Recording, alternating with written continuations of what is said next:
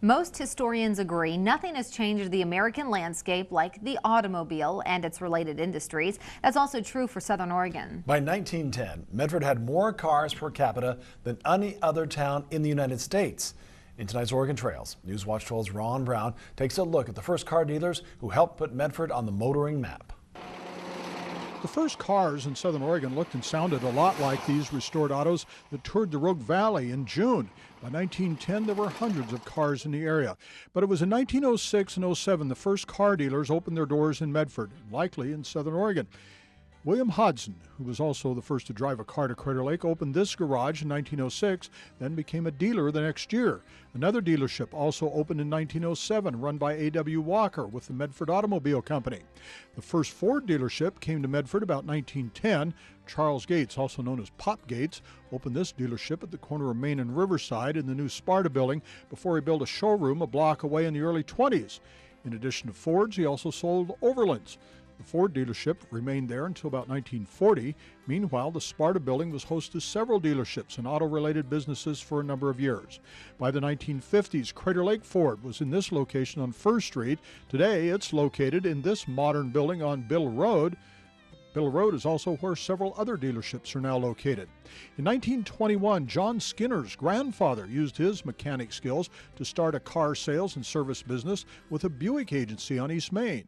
In those days, you could have the Buick sales franchise and the Buick service franchise. And he didn't like sales much. He wasn't much of a talker. And so he did Buick service, certified Buick service. He was a certified GM Buick service center. And then about 29, 30 in there someplace, he took on the sales. They made him take on the sales end of it, which he did reluctantly. By 1927, Skinner's was the agent for Oakland and Pontiac brands. In the 30s, they moved down on Auto Row on Riverside, and in the late 50s, under Skinner's dad, Lon Skinner, named it Skinner Buick Cadillac.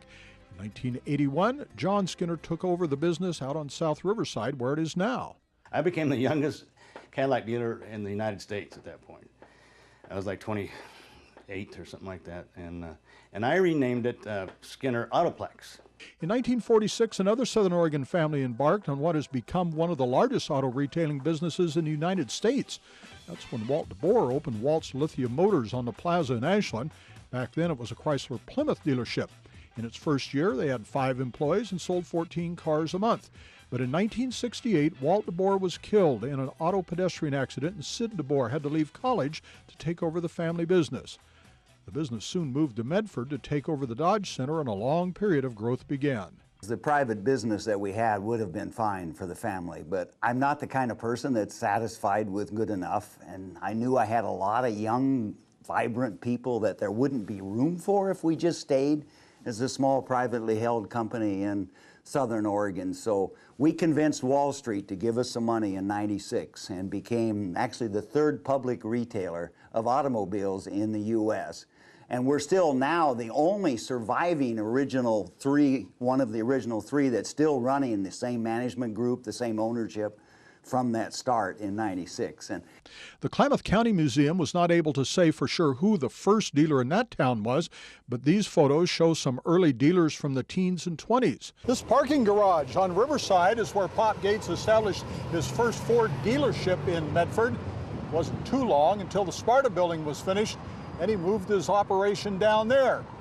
Over the years, a lot of car businesses have come and gone, but still many of them are centered along Riverside Avenue. In Medford, Ron Brown, Newswatch 12. In Grants Pass, the first dealership is believed to have been the Maxwell dealership of Frank Olding in 1909. The Josephine County Historical Society says an early newspaper mentions a garage in 1907, but it's still not clear if they were actually selling cars.